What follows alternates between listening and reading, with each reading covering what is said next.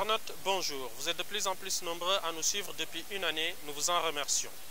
Le format du web, comme la précédente émission, est un format court, direct et sans langue de bois. Constitué de deux rubriques, questions directes et face caméra, nous aborderons aussi bien les questions politiques, économiques, sociales et culturelles. Notre invité du jour est un journaliste et spécialiste des questions de communication. Il a travaillé à l'Éveil Hebdo et il se nomme Oumar Dia. Aujourd'hui, Oumar Dia vit en France. Il y réside et travaille aussi. Nous aborderons avec lui différentes questions qui sont relatives aux problèmes de la diaspora. Monsieur Dia, vous êtes ici de la diaspora mauritanienne de France. J'ai envie de vous demander quel est votre regard sur l'apport de la diaspora au développement mauritanien.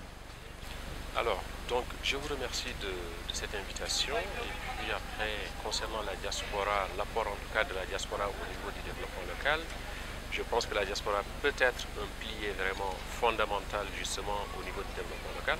Mais pour y arriver, je pense qu'il y a des préalables qu'il faudrait remplir. Et ces préalables, c'est d'abord le travail ici en France, au niveau de la diaspora, des retrouvailles, que les gens puissent se réunir, se rassembler, se structurer, avoir une vision et puis aller toujours dans le sens de l'intérêt général. Sans quoi, il n'y aura pas d'apport justement. Mais je pense que, en tout cas, aussi bien les Mauritaniens de France que les autorités gouvernementales de la Mauritanie ont intérêt justement à travailler à ce que la diaspora puisse se structurer et puisse aussi participer au niveau de la vie simplement du pays. Exactement, dans vos réponses, vous avez abordé un peu, vous avez interpellé les autorités mauritaniennes. Est-ce que vous considérez aujourd'hui que les autorités mauritaniennes, dans le cadre des politiques qu'ils mènent en place, accompagnent la diaspora? Je ne suis pas au courant d'une quelconque initiative de ce point de vue. Maintenant, ce que je sais, c'est que justement, la diaspora mauritanienne, en tout cas, quelquefois, elle est visible, d'autres fois, elle ne l'est pas, mais je pense quand même qu'elle a besoin de structuration. Je pense aussi qu'elle a besoin vraiment, en tout cas, d'un échange pour déjà s'organiser, se structurer, avoir une vision, échanger et surtout mettre vraiment l'intérêt général, les problèmes d'identité culturelle qu'on doit quand même façonner pour pouvoir justement créer quelque chose de symbolique qui ne serait pas à l'image de ce que l'on vit à l'intérieur du pays, à savoir une différence d'appréciation sur pas mal de sujets ou simplement le fait qu'une partie de la population mauritanienne soit écartée de certaines choses et n'est pas forcément axée en tout cas à ce qui fait la citoyenneté d'une personne quelconque. Donc à ce niveau, je pense que justement au niveau de la communauté négro-mauritanienne, en tout cas de France, parce que moi je suis là depuis bientôt 10 ans, en tout cas les rencontres où j'ai vu les deux communautés mauritaniennes représentatives vraiment de la Mauritanie s'associer autour d'événements culturels, autour d'initiatives économiques. J'en ai vu très peu sur les réseaux sociaux, mais je pense que c'est des initiatives qui ont fait long feu, parce qu'il n'y a pas eu de deuxième ou de troisième fois. Qui n'ont pas fait long feu. Voilà.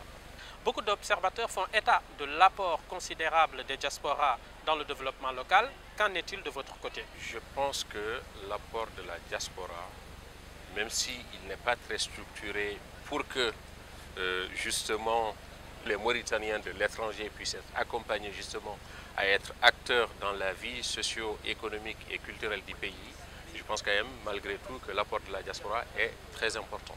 Dans le sens où les gens de la diaspora font vivre leur famille, font rentrer des capitaux dans le pays et aussi peut-être font quand même monter un peu les compétences au niveau du pays aussi. Maintenant, à mon niveau personnel, je suis depuis bientôt 3 ans président d'une structure qui s'appelle Diaspora Alaïbé pour le développement et la solidarité. Donc c'est une association qui réunit, qui ne réunit pas que des Mauritaniens, mais qui réunit des Sénégalais ou Mauritaniens qui appartiennent tous à cette aire géographique qu'on appelle les Alaïbé, qui est une zone géographique donc, qui a une histoire, qui est connue, et maintenant qui est à cheval sur deux pays. Donc ce que nous, on essaie en tout cas de développer, c'est que simplement c'est de structurer d'abord les gens ici en France et à l'étranger, que les Mauritaniens puissent vivre unis, épanouis, que notre culture et nos langues soient connues et reconnues par tous, et puis par le même biais mettre en commun nos forces, nos ressources pour pouvoir simplement, justement, en tout cas participer à la construction et au développement de nos pays respectifs. Donc, dans ce sens-là, je sais qu'au jour d'aujourd'hui, en tout cas, Diaspora Alaïbé pour le développement et la solidarité travaille avec d'autres organisations de la diaspora boguéenne, donc Alaïbé, pour justement s'atteler à des problèmes structurels dont souffrirait la région de Bogué, notamment celui de l'assainissement.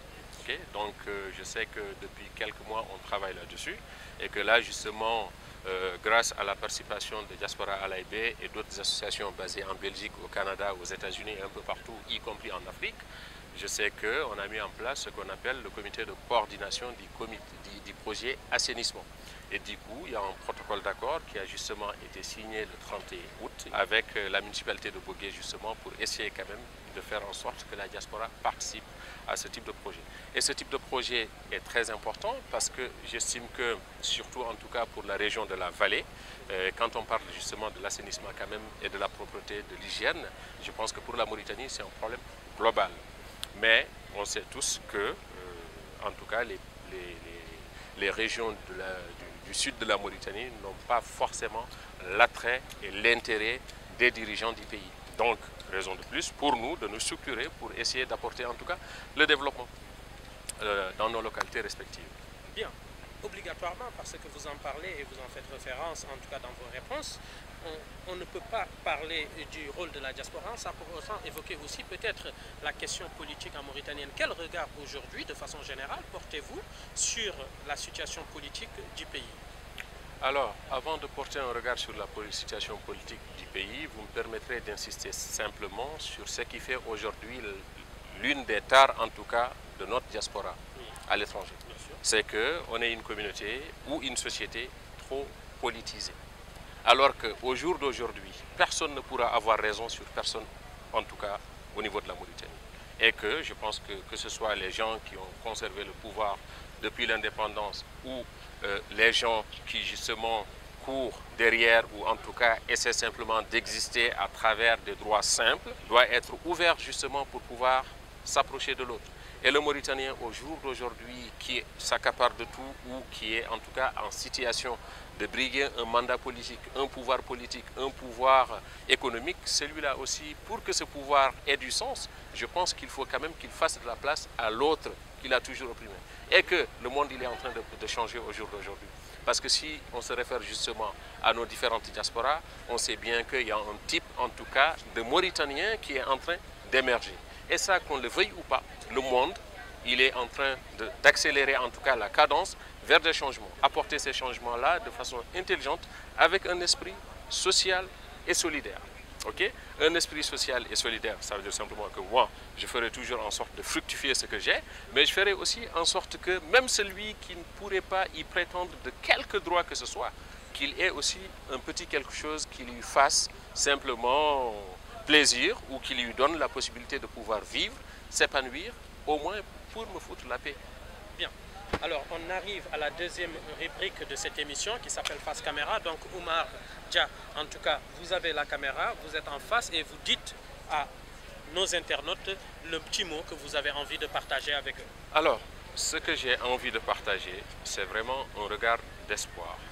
C'est une exhorte ou une invitation, en tout cas, à la réflexion, à l'introspection. Il faut que l'on ramène la sacralité dans nos existences. Au jour d'aujourd'hui, c'est vrai que la notion du temps, elle n'a jamais été figée.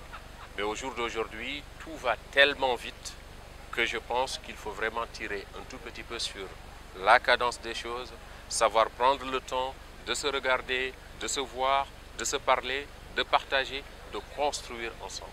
Et ça ne peut se faire que quand on réintroduit la sacralité qui a toujours, en tout cas, caractérisé nos us et coutumes.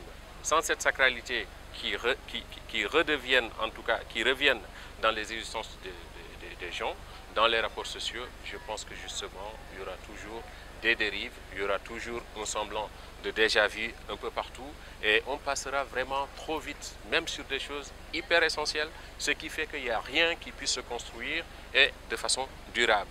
Alors que je pense que pour construire, il y a quand même la patience. Il y a aussi une vision qui doit justement épouser le temps, évoluer avec, suivre une cadence jusqu'à arriver à terme. Donc je pense que c'est simplement ça qu'il faut réintroduire.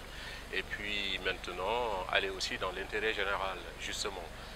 Une, en tout cas, des maladies dont on souffre ici et là-bas, je pense que c'est cette maladie aussi d'innombrilisme, quoi. Chacun d'entre nous est là, tête baissée, ne regardant que devant soi, ses intérêts personnels et occultant tout le reste. Alors qu'on ne peut vivre heureux que dans une entité homogène, on ne peut vivre heureux et épanoui ou même jouir de ses richesses que quand on a des admirateurs, simplement.